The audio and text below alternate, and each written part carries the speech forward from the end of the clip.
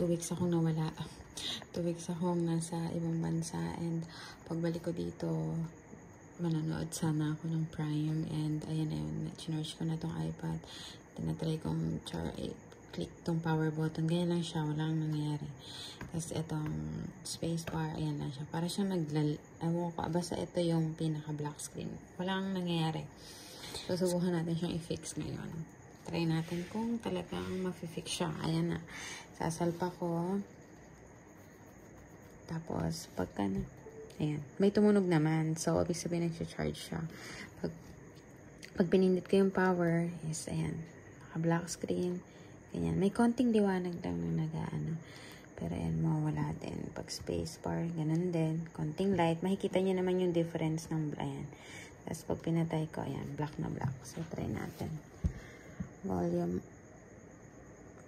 kita ba? Volume up, volume down, power button. And hanggat hindi lumalabas ang Apple logo, wag nating bibitawan. Once na lumabas si Apple logo, bitawan na natin agad. Ayun. Perfect.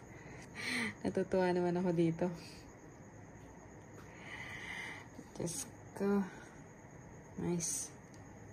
Sana hindi naman siya totally na-reset. Tingnan natin kung yun pa rin yung laman sa loob. Eh, may problema na talaga tong screen ko sa gantong part. Ayan, try natin. Ayan na. Okay na.